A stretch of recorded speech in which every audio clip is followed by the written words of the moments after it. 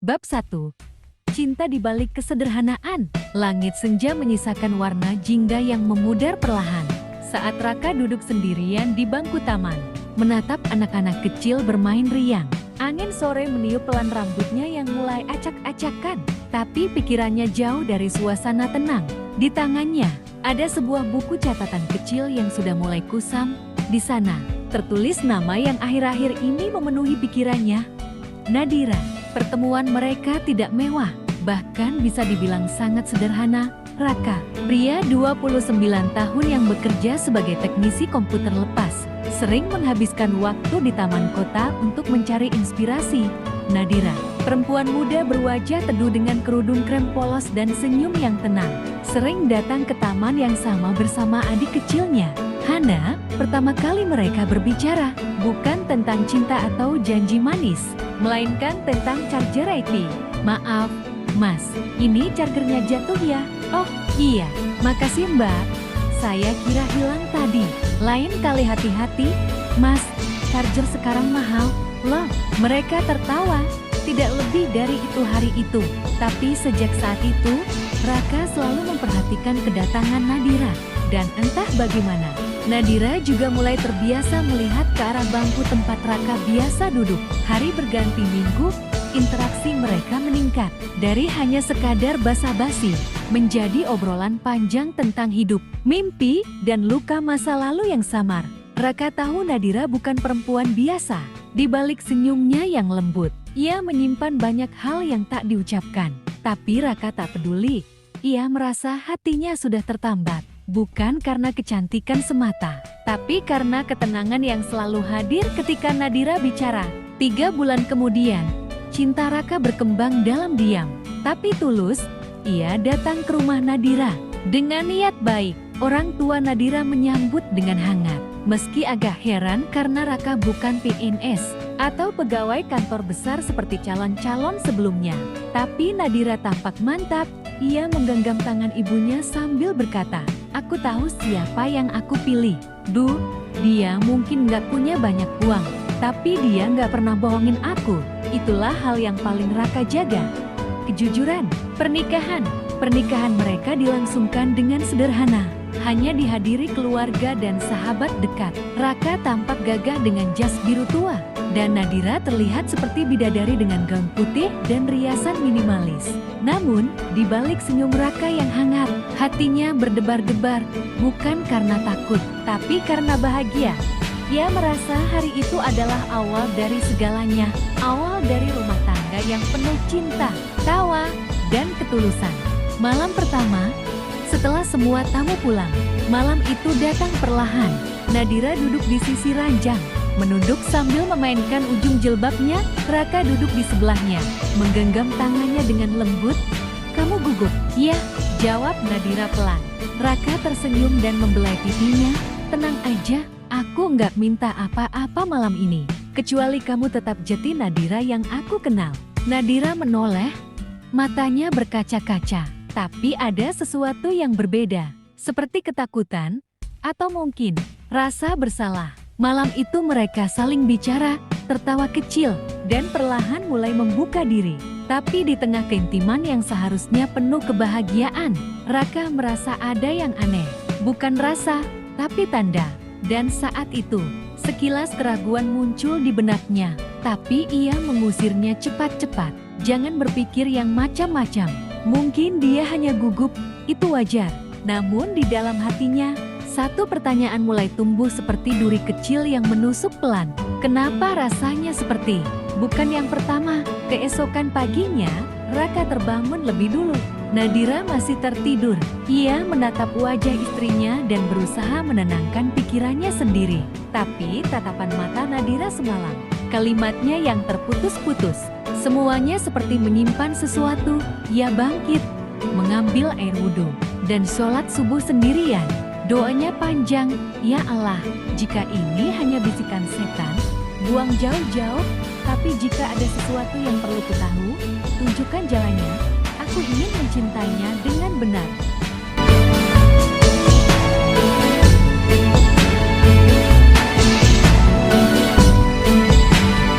Bab 2. Rasa tak nyaman itu nyata. Pagi itu, cahaya matahari mengintip malu-malu lewat sila tirai jendela kamar mereka. Nadira perlahan terbangun dan menemukan Raka sudah tidak ada di sampingnya. Ia bangkit dengan gerakan lambat, merapikan kerudungnya, dan berjalan ke dapur. Suara air keran terdengar, aroma teh melayang di udara. Raka ada di sana, duduk diam di meja makan sambil menatap kosong ke cangkir yang belum disentuh. Mas, Raka mendongak. Kamu bangun pagi banget, ujar Nadira sambil tersenyum kecil. Iya, nggak bisa tidur nyenyak. Nadira diam. Ia tahu kalimat itu bukan sekadar basa-basi, tapi ia pura-pura sibuk mengambil piring, menuang teh, dan menyusun sarapan. Ketegangan halus sepanjang sarapan. Obrolan mereka kaku, tak seperti malam-malam sebelum menikah, saat candaan dan tawa mengalir deras. Raka sebenarnya ingin bertanya, ingin tahu, tapi bibirnya seperti terkunci oleh rasa takut. Takut menyakiti, takut mendengar jawaban yang tidak ingin dia dengar. Kamu tidur nyenyak? Lumayan, jawab Nadira singkat. Kamu kayaknya kelihatan capek, tambah Raka pelan.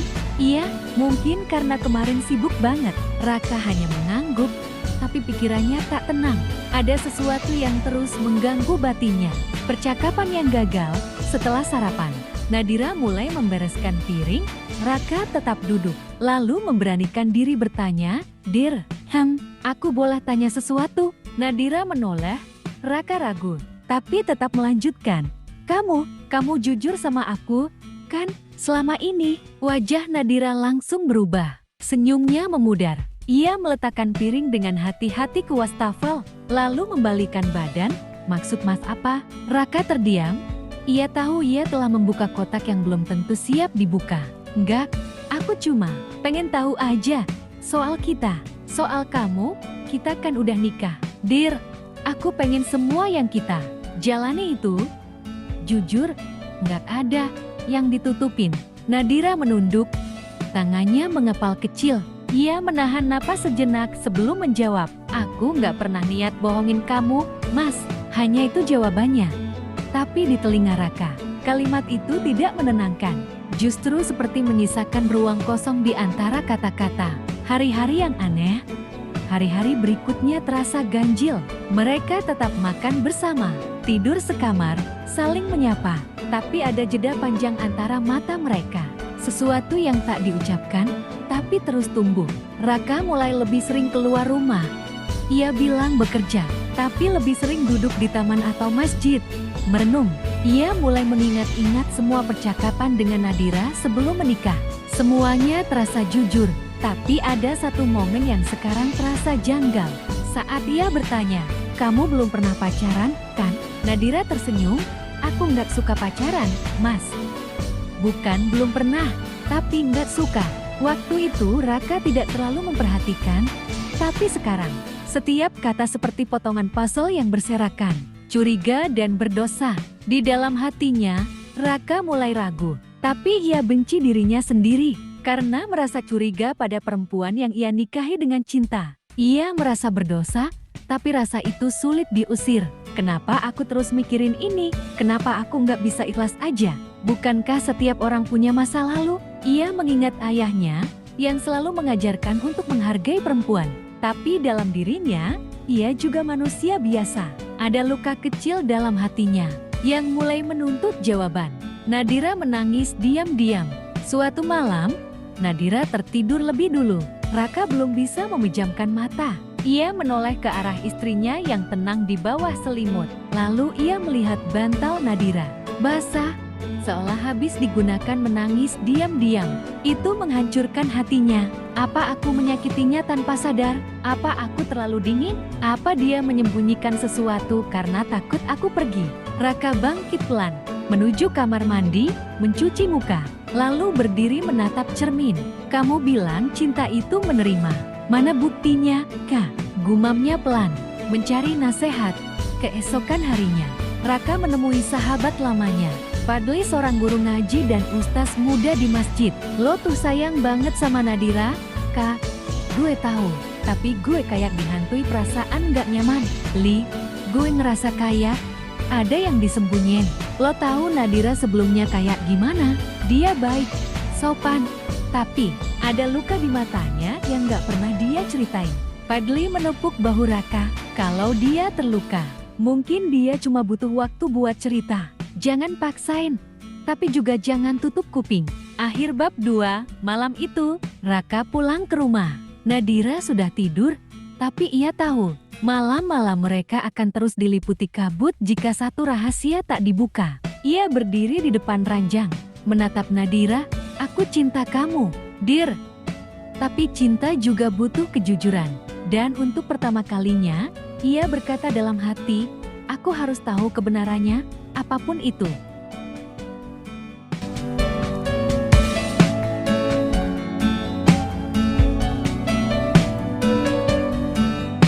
Bab 3, Rahasia dalam Mata Nadira. Pagi datang lebih lambat dari biasanya. Raka duduk di ruang tamu, menunggu Nadira keluar dari kamar. Ia sudah memantapkan hati hari ini ia akan bicara, bukan untuk menuduh, tapi untuk tahu. Karena bagi Raka, cinta tidak akan pernah bisa bertumbuh di atas rasa curiga. Langkah Nadira terdengar pelan menuruni tangga. Ia tampak seperti biasa, tapi Raka bisa melihat sesuatu yang berubah dari caranya menunduk. Matanya sembab, ia jelas tahu, Raka semakin menjauh akhir-akhir ini. Mas, aku bikin sarapan, ya, katanya, berusaha terdengar ceria. Boleh, tapi nanti aku mau ngobrol sama kamu, Dir. Nadira menghentikan langkah, bahunya menegang sejenak, lalu ia tersenyum tipis, pura-pura tidak merasa takut. Oke, Mas. Sarapan yang dingin, meja makan yang biasanya jadi tempat canda, kini seperti ruang interogasi. Nadira duduk di seberang Raka, tapi tak sanggup menatapnya lama-lama. Raka mengambil napas pelan. Aku nggak tahu harus mulai dari mana, ucap Raka. Katakan saja, bisik Nadira. Sejak malam pertama, aku ngerasa ada yang ganjil, Dir. Aku tahan, aku coba percaya. Tapi semakin aku tahan, semakin aku ngerasa sesak. Nadira menggigit bibir bawahnya. Matanya mulai berkaca-kaca. Kamu ngerasa aku bohong, Mas? Raka mengangguk pelan. Aku nggak tahu, tapi aku ngerasa kamu nggak cerita semuanya tentang masa lalu kamu. Pertahanan yang runtuh. Air mata Nadira akhirnya jatuh. Ia menunduk, menggenggam ujung lengan bajunya erat-erat. Aku takut. Mas, takut kenapa? Takut kamu ninggalin aku kalau kamu tahu semuanya. Raka merasakan dadanya ditusuk kalimat itu. Ia mencondongkan tubuh ke depan, menggenggam tangan Nadira. Aku bukan orang suci, Dir.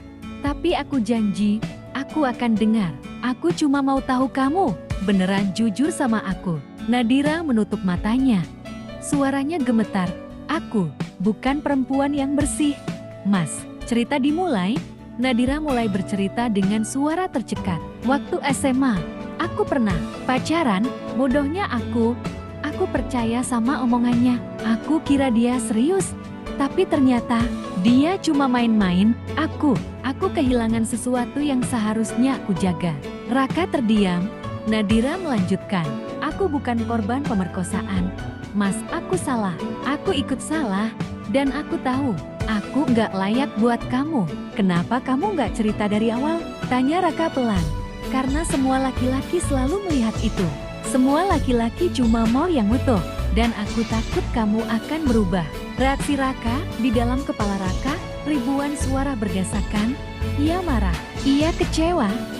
Tapi di sisi lain, ia melihat perempuan yang menangis di hadapannya bukanlah perempuan jahat. Ia hanyalah seseorang yang pernah tersesat, lalu mencoba memperbaiki diri.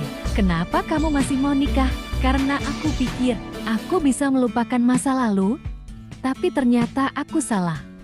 Raka menghela nafas panjang, ia berdiri, melangkah keluar rumah tanpa berkata apa-apa. Nadira tidak mengejar, ia hanya diam. Sambil menangis dalam sunyi, hari yang panjang, Raka berjalan tanpa arah.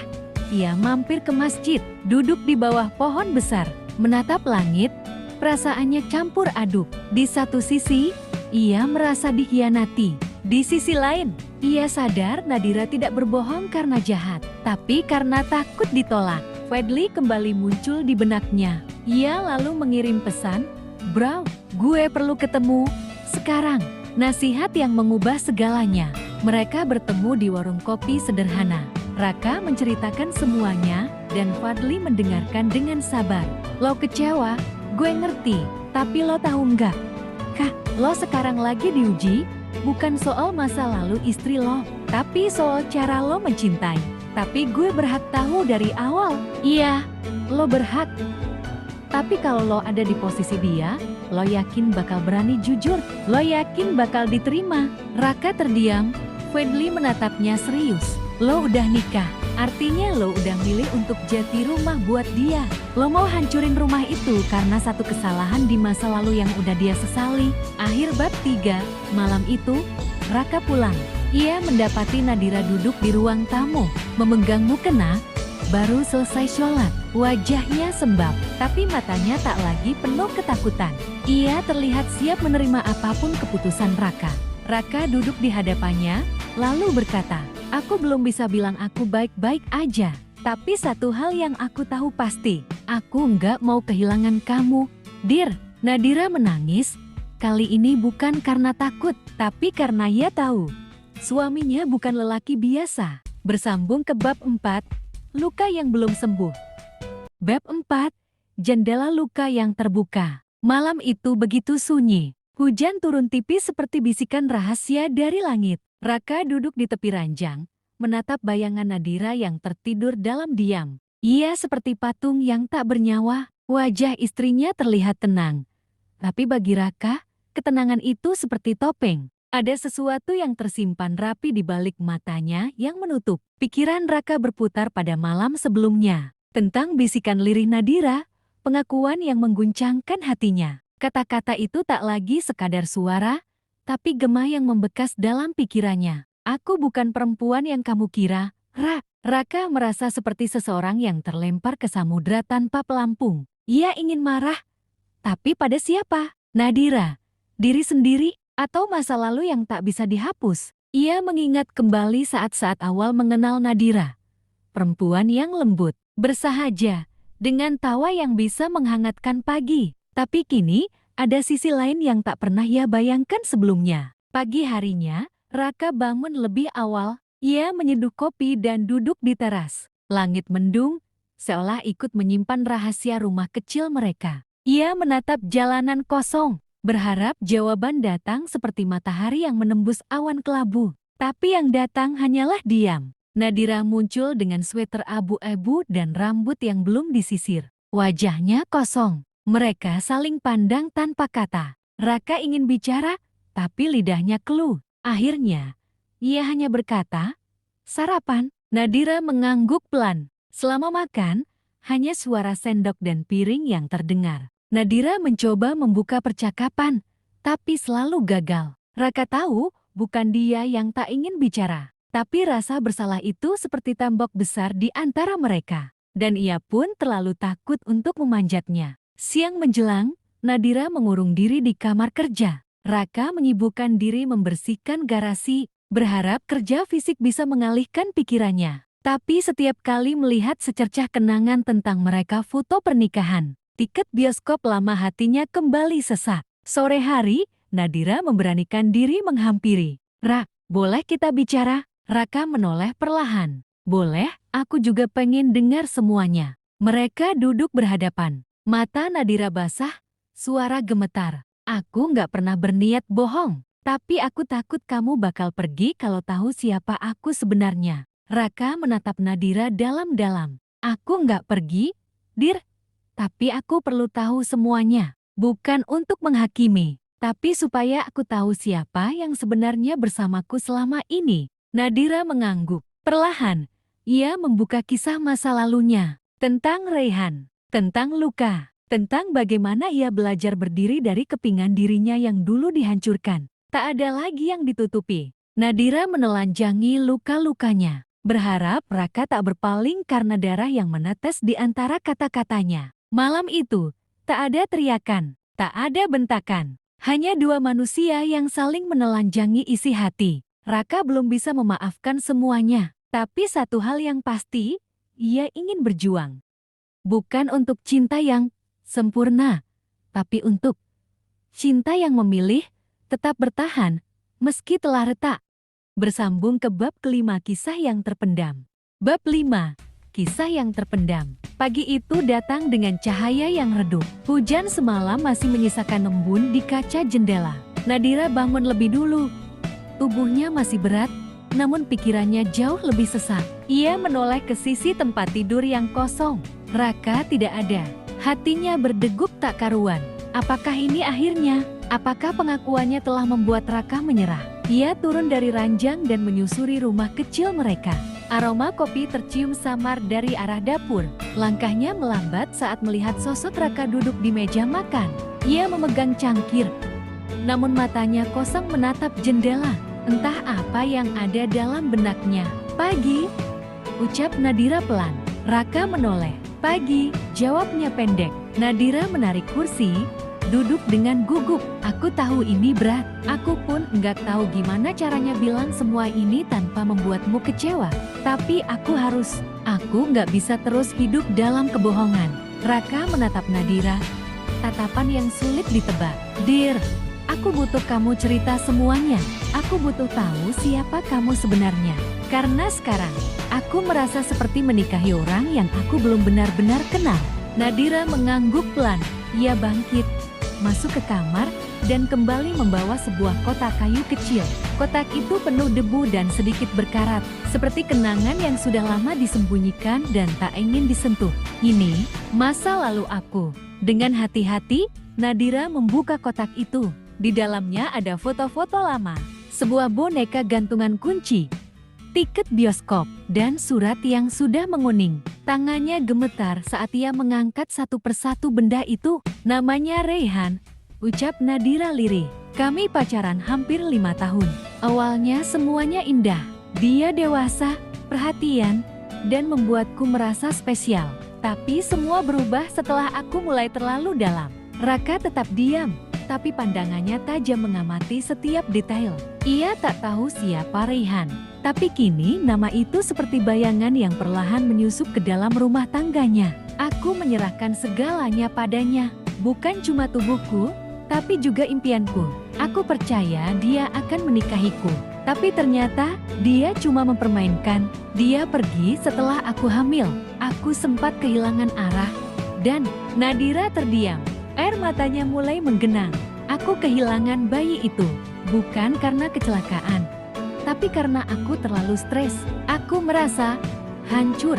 Seluruh duniaku runtuh. Aku nggak punya siapa-siapa. Orang tuaku pun kecewa berat. Raka menyandarkan tubuhnya di kursi. Ia mengusap wajahnya. Hatinya kacau, antara marah, sedih, dan bingung. Tapi di tengah itu semua, ia tahu Nadira sedang tidak meminta belas kasihan. Ia sedang membuka luka lama yang selama ini ia tutupi dengan senyum. Kenapa kamu nggak cerita sejak awal? Tanya Raka akhirnya. Aku takut kamu pergi, takut kamu jijik, dan aku juga belum berdamai dengan diriku sendiri. Aku berusaha keras menjadi sosok yang kamu dambakan, yang kamu layak dapatkan. Tapi itu membuatku makin menyiksa diri. Aku hidup dengan ketakutan setiap hari. Mereka terdiam lama, hanya detak jam dinding yang terdengar. Raka berdiri, berjalan ke arah jendela. Ia melihat hujan mulai turun lagi. Lalu ia berkata, aku nggak nyangka kamu sekuat itu. Nadira mendongak, menatap Raka dengan mata merah. Aku nggak tahu apakah aku bisa langsung menerima semuanya. Tapi aku tahu satu hal, aku nggak bisa ninggalin kamu begitu aja setelah kamu berani. Jujur kayak gini, aku nikahi kamu bukan karena kamu sempurna, tapi karena aku pengen jalanin hidup sama kamu, dengan segala luka dan masa lalu yang kamu punya. Nadira terisak. Ia berdiri dan memeluk Raka dari belakang. Terima kasih, Ra, kamu nggak tahu seberapa besar artinya ini buatku. Mereka berdiri dalam pelukan lama, dalam keheningan yang menyembuhkan. Raka merasa hatinya belum sepenuhnya tenang, tapi ia tahu inilah awal dari proses penerimaan. Cinta tidak selalu tentang kenyamanan, kadang tentang keberanian untuk bertahan saat kenyataan tidak sesuai harapan. Hari itu, Raka tidak melihat Nadira sebagai perempuan yang ternoda. Ia melihat seorang penyintas, seorang perempuan yang bangkit dari luka dan berani mencintai kembali. Dan ia tahu perjalanannya belum selesai. Tapi sekarang mereka berjalan bersama, bukan dalam kebohongan, tapi dalam kebenaran yang pahit sekalipun. Bab 6. Bayangan yang kembali. Hujan turun dengan tenang di atas atap rumah mereka malam itu. Gemericik air seperti simfoni sunyi yang menyelimuti kota. Namun di dalam rumah kecil yang hangat itu, suasana hati Nadira tidak setenang ar hujan. Ia duduk di ruang kerja, menatap layar laptop yang kosong. Kata-kata yang biasanya mengalir kini tak kunjung datang, pikirannya berkecamuk. Terhanyut pada satu nama yang kembali mengetuk pintu hidupnya, Raihan. Sejak pertemuan di kafe hari itu, Nadira mengira semuanya telah selesai. Ia percaya bahwa ia telah memaafkan dan meninggalkan luka itu di masa lalu. Tapi ia salah. Setelah pertemuan itu, mimpinya kembali dipenuhi potongan masa lalu. Kenangan manis dan pahit bercampur, membentuk bayangan yang sulit diusir. Raka masuk ke ruang kerja sambil membawa secangkir teh hangat. Ia menaruhnya di meja tanpa berkata-kata. Ia tahu ada sesuatu yang sedang bergolak di benak istrinya. "Kamu belum nulis lagi?" Tanyanya pelan.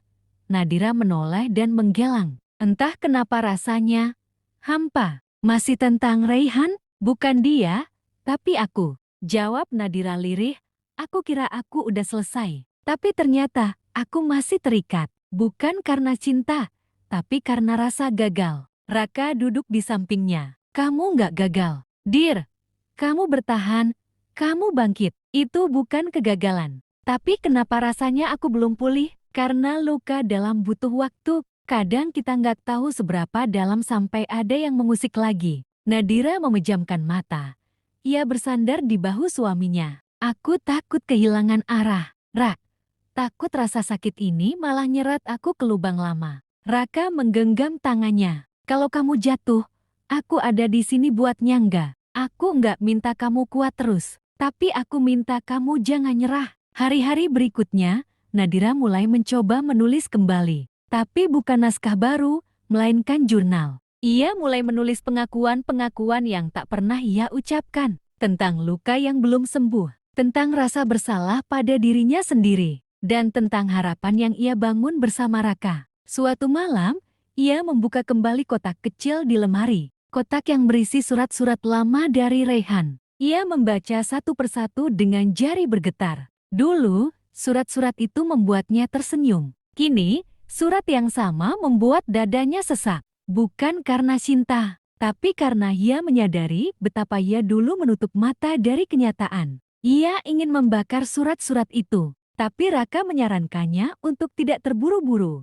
"Kadang, sebelum kita bisa membakar masa lalu, kita perlu benar-benar melihatnya untuk terakhir kali," ucap Raka. Bukan dengan dendam, tapi dengan kesadaran. Nadira pun memutuskan menyimpan surat-surat itu untuk satu malam lagi. Ia membacanya dengan mata terbuka. Dan malam itu, untuk pertama kalinya, ia tidak menangis. Beberapa hari kemudian, sebuah email masuk ke inbox-nya dari penerbit.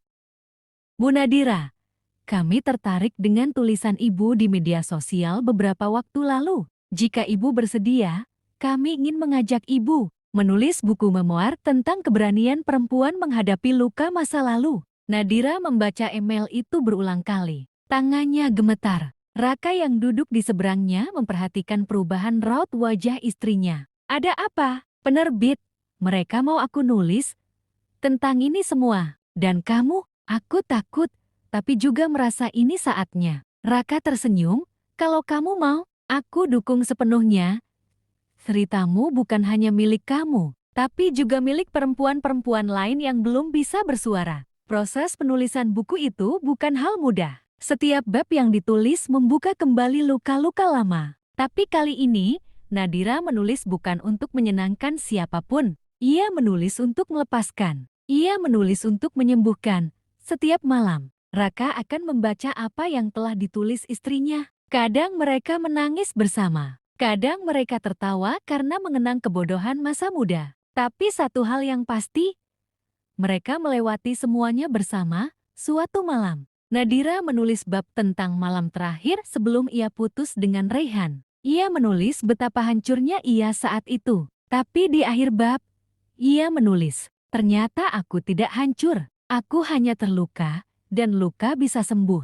Bahkan jika bekasnya tak pernah hilang. Saat membaca kalimat itu, Raka menatap istrinya dengan mata berkaca. Kamu luar biasa, ucapnya. Nadira tersenyum, aku belajar dari kamu. Enggak, kamu belajar dari dirimu sendiri, aku cuma kebagian menyaksikan. Beberapa minggu kemudian, buku itu selesai. Nadira menyerahkannya ke penerbit dengan perasaan lega. Bukan karena ia berharap terkenal, tapi karena ia tahu, bagian dari dirinya yang lama kini telah berubah jadi sesuatu yang bisa bermanfaat bagi orang lain. Saat penerbit membalas bahwa buku akan segera masuk proses cetak, Nadira memejamkan mata dan menarik napas panjang. Ia tahu, perjuangannya belum selesai. Tapi hari itu, ia telah menang satu pertempuran besar. Di luar rumah, hujan turun lagi. Tapi kali ini, Nadira berdiri di bawahnya tanpa rasa takut. Ia biarkan tetes-tetes air membasahi tubuhnya. Di belakangnya, Raka berdiri dengan payung, tapi tak memaksanya berteduh. Kamu nggak takut masuk angin? Nadira tertawa. Nggak, aku cuma lagi belajar merasakan semuanya. Bahkan dinginnya hujan pun sekarang terasa indah. Dan Raka tahu, Nadira kini benar-benar mulai kembali pulih. Dari luka, dari trauma, dari rasa bersalah. Ia kembali menjadi dirinya sendiri, bahkan lebih kuat dari sebelumnya. Bersambung ke bab 7. Suara dari masa lalu. Bab 7. Suara dari masa lalu, langit sore itu mendung, seperti menggambarkan suasana hati Nadira yang kembali diguncang. Meski proses penulisan bukunya hampir rampung, satu hal masih mengganjal. Raihan, pria itu tidak sekadar bagian dari masa lalu, ia adalah awal dari luka. Tetapi juga saksi pertama kekuatan Nadira yang kini bangkit. Hari itu, Nadira duduk sendirian di balkon. Raka sedang mengajar seminar daring dan rumah terasa hening. Ia membuka ponsel dan melihat satu notifikasi baru dari akun email lamanya. Dengan jantung berdegup cepat, ia membuka pesan itu dari Raihan, subjek, maaf yang tertunda. Dear, aku tidak tahu harus mulai dari mana. Sudah bertahun-tahun aku simpan semua ini.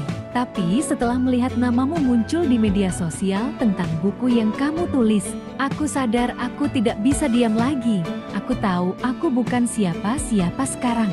Dan aku tahu aku tidak pantas mengganggu kamu. Apalagi setelah semua yang kulakukan. Tapi ada satu hal yang belum pernah aku ucapkan, yang seharusnya kukatakan sejak dulu. Maaf, aku menghancurkan kamu, dan aku tahu itu. Aku terlalu egois, takut, pengecut. Aku biarkan kamu menanggung semuanya sendiri. Aku bahkan tidak tahu apakah kamu mau membaca ini. Tapi aku harap, dari tempatku sekarang, aku bisa setidaknya mengakui semua salahku. Kalau kamu tak membalas pun, aku mengerti. Aku cuma ingin kamu tahu. Kamu pantas bahagia, dan kamu berhak mendapatkan cinta yang tidak menyakitimu. Raihan. Nadira membaca surat itu berulang kali. Tidak ada kemarahan, hanya getaran aneh di dadanya. Bukan karena ia ingin kembali, tapi karena ini adalah bagian dari penutupan yang selama ini tidak ia dapatkan. Malamnya, ia menunjukkan surat itu pada Raka. Kamu marah? Tanyanya. Raka menatap layar ponsel sebentar lalu menggelang. Enggak. Kalau surat ini bisa bantu kamu berdamai dengan masa lalu. Aku bersyukur dia akhirnya menulis. Kamu nggak cemburu, Dear. Aku nikahi kamu, bukan masa lalumu. Aku tahu luka kamu, tapi aku juga tahu hati kamu. Kamu nggak pernah bohong soal itu. Nadira memeluk suaminya. Kamu luar biasa, karena kamu juga luar biasa. Beberapa hari kemudian, Nadira membalas surat Raihan, bukan dengan kemarahan, tapi dengan kejujuran. Raihan, terima kasih sudah menulis. Aku tidak menyangka akan mendengar kabar darimu lagi. Dan jujur saja, aku sempat bingung bagaimana harus merespons. Aku sudah lama tidak marah padamu. Tidak lagi. Kemarahan itu sudah berubah menjadi pemahaman. Kita sama-sama muda dan takut waktu itu. Tapi perbedaan kita adalah, aku memilih bertahan, kamu memilih pergi. Aku tidak ingin membalas dendam. Hidup telah membalas semua itu dengan cara yang tak terduga.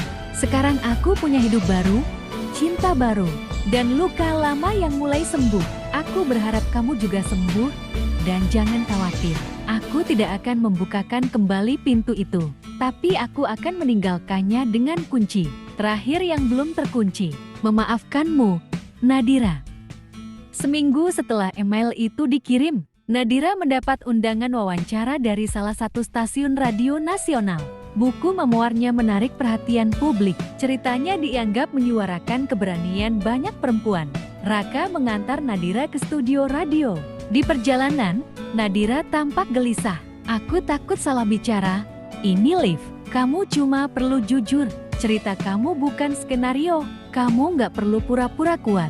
Justru itu yang bikin orang tersentuh. Wawancara berjalan lancar. Penyiar yang ramah membuat suasana cair. Tapi momen yang paling menyentuh adalah ketika Nadira membaca kutipan dari bukunya. Saya pernah merasa hancur karena lelaki yang saya kira mencintai saya. Tapi di balik kehancuran itu, saya bertemu diri saya yang lebih kuat. Dan seseorang yang benar-benar mencintai saya bukan karena saya sempurna, tapi justru karena saya pernah hancur. Raka yang menunggu di luar studio mendengarkan lewat streaming.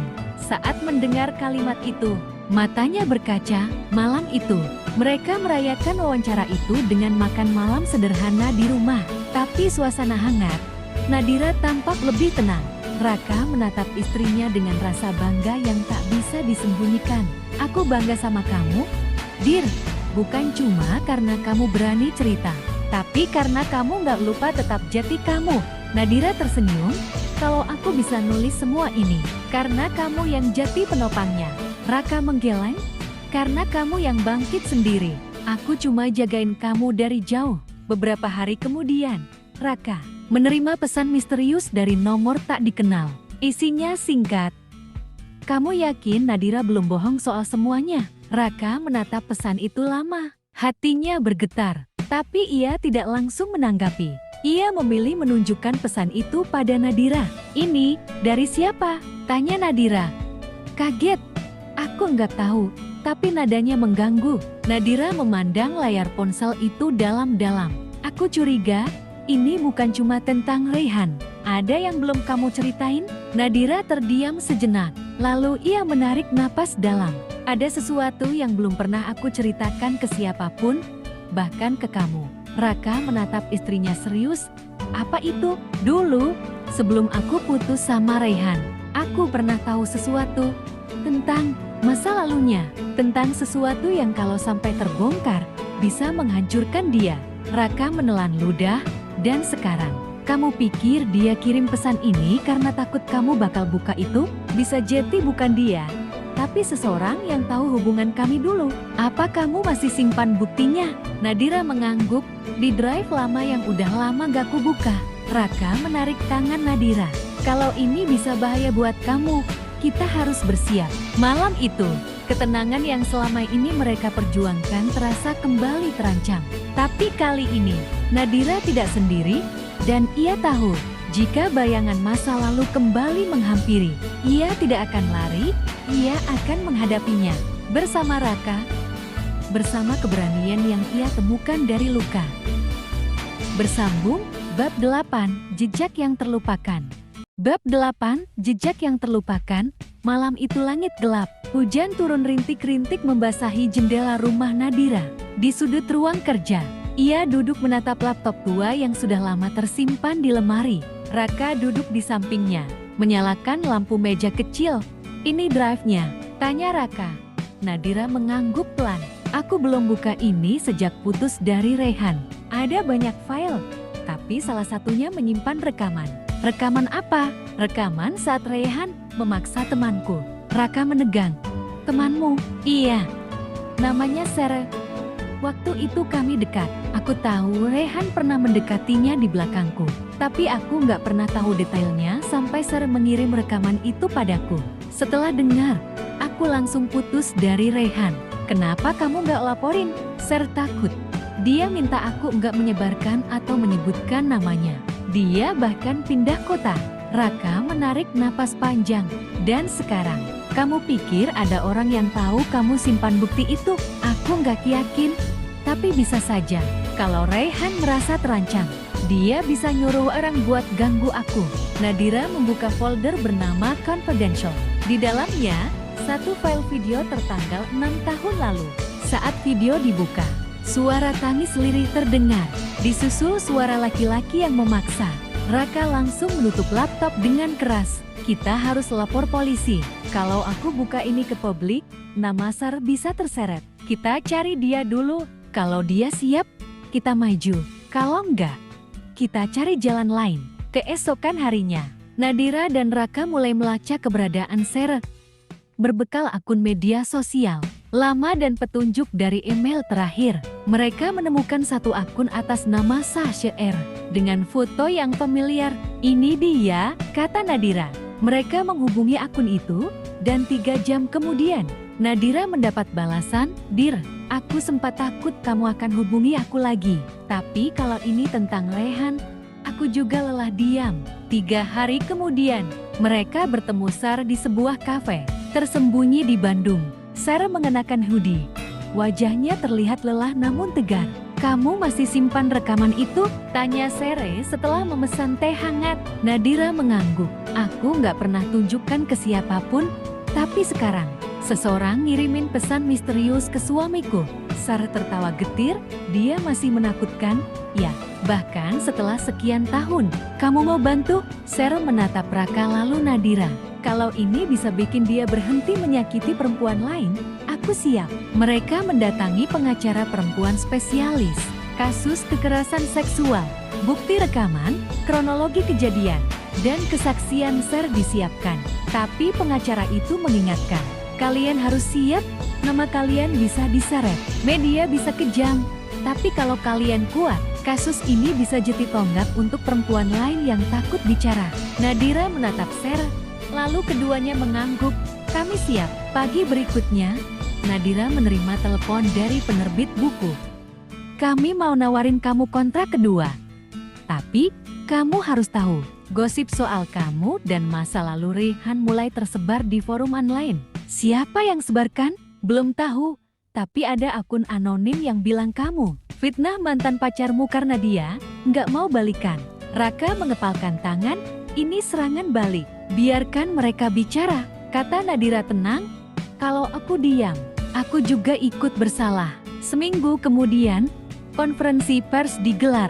Nadira dan Sar tampil bersama, didampingi kuasa hukum.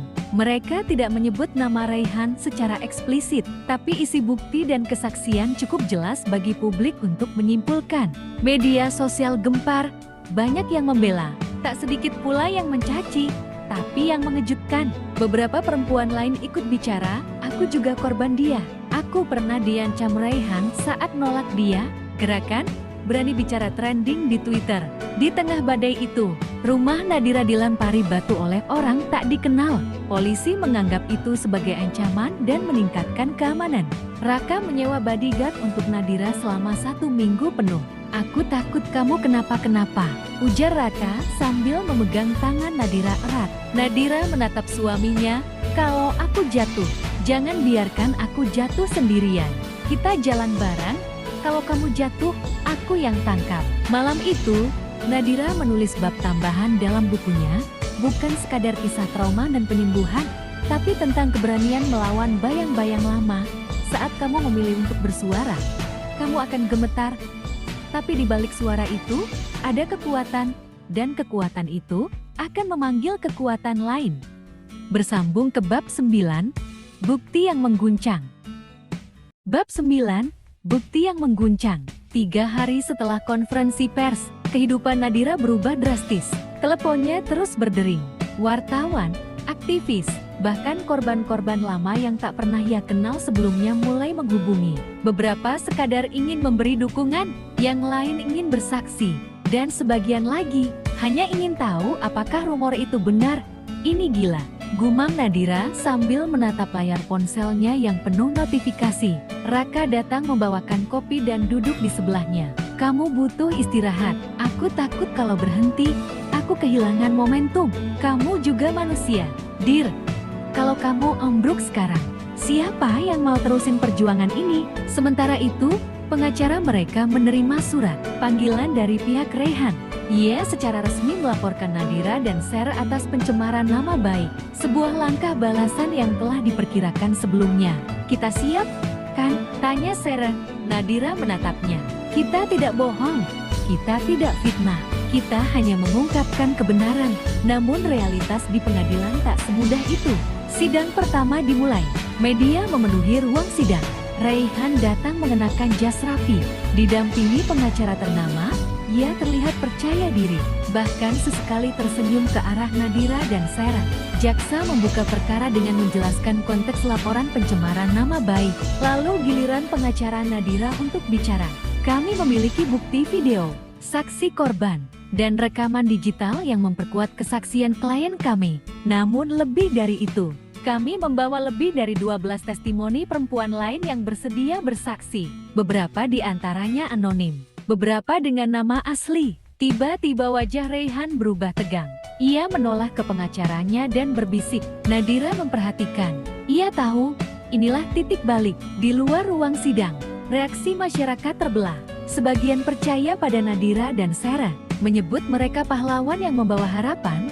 Sebagian lagi masih terperangkap dalam narasi bahwa perempuan hanya mencari perhatian atau uang dari drama semacam ini. Namun efek terbesar terjadi di universitas tempat. Raihan pernah mengajar sebagai dosen tamu. Salah satu mantan mahasiswinya membuat thread di media sosial. Dulu aku takut bicara, tapi sekarang aku tahu aku nggak sendirian. Aku juga korban Raihan. Thread itu viral.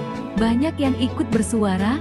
Dalam 2 hari, nama Raihan dihapus dari daftar pembicara akademik nasional. Lembaga tempat ia bekerja mengeluarkan pernyataan investigasi internal. Malamnya, rumah Nadira kembali menjadi target. Kali ini bukan hanya lemparan batu. Seseorang mencoret pagar depan dengan cat semprot merah, bertuliskan pembohong. Raka yang menemukan pertama kali. Ia langsung menghubungi polisi dan memeriksa rekaman. CCTV, sosok pria bertopi terekam kabur, namun belum bisa diidentifikasi. Ini bukti mereka mulai panik, kata pengacara mereka. Semakin mereka menyerang, semakin mereka tunjukkan kalau kebenaran mulai menyakitkan. Namun ancaman itu mengguncang psikologis Nadira. Ia mulai insomnia, bahkan sesekali mimpi buruk. Dalam satu malam, ia terbangun dengan napas memburu. Tubuhnya gemetar, Raka memeluknya erat. Kamu nggak sendiri, aku di sini, kita di sini. Salah satu hari yang paling berat adalah saat Nadira dan Sarah diminta memberikan keterangan tertulis ke kejaksaan. Proses itu panjang, menguras emosi, dan membuat mereka kembali mengingat semua detail menyakitkan yang telah mereka kubur lama. Namun yang terjadi setelahnya justru luar biasa. Seorang mantan pegawai Raihan muncul dengan dokumen kontrak dan transkrip email. Bukti bahwa Raihan pernah menyuap beberapa pihak agar tuduhan terhadapnya tidak pernah naik ke media. Pengacara Nadira tersenyum saat menerima dokumen itu. Ini bukan lagi soal pencemaran nama baik. Ini mulai menyentuh ranah pidana berat. Media mulai membalik arah. Dari yang awalnya ragu terhadap kesaksian Nadira dan Sarah, kini mulai menggali rekam jejak Raihan. Beberapa program talk show mengundang Nadira sebagai narasumber. Ia menolak semua tawaran. Aku bukan selebriti, aku hanya ingin kebenaran. Namun satu surat dari pembaca majalah membuat Nadira menangis. Terima kasih karena sudah berani bicara. Aku korban pelecehan dari paman sendiri, tapi selama ini aku merasa kotor dan malu. Sekarang, aku tahu aku berharga. Di tengah semua itu, Raka merasa Nadira semakin kuat, namun juga semakin rapuh di dalam. Ia membujuk Nadira untuk konsultasi psikolog. Aku udah terbiasa, Kak. Trauma ini udah jadi bagian dari aku. Tapi kamu gak harus hidup sendirian dengan itu. Aku mau temani kamu kemanapun. Tapi kamu juga harus mau pulihkan dirimu. Nadira akhirnya mengiyakan. Psikolog yang mereka temui memuji keberanian Nadira, namun juga memperingatkan bahwa perjuangan seperti ini bisa mengikis identitas diri jika tidak dijaga. Jangan biarkan masa lalu mengendalikan siapa kamu sekarang. Kamu lebih dari korban. Kamu adalah penyintas, penulis, istri, perempuan dengan masa depan yang luas. Nadira tersenyum lirih. Terima kasih. Aku butuh dengar itu. Akhir bulan, kejaksaan resmi menetapkan Raihan sebagai tersangka. Berita itu meledak di semua media nasional. Raihan ditangkap di apartemennya. Ia menolak semua tuduhan. Namun bukti dan kesaksian yang menumpuk membuatnya tidak bisa lagi menghindar. Nadira menonton siaran berita itu sambil memeluk Raka. Akhirnya, bisiknya. Namun perjuangan belum selesai. Pengadilan pidana akan lebih panjang, lebih berat, dan lebih menyakitkan.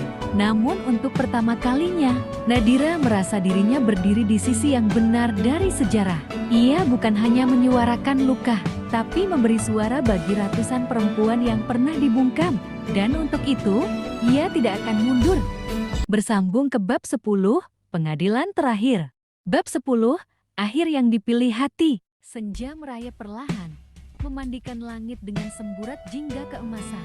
Nadira berdiri di tepi danau, angin sore menyibak rambutnya. Dalam hatinya, badai yang selama ini berkecamuk mulai mereda. Di kejauhan, langkah berat namun penuh keyakinan terdengar mendekat.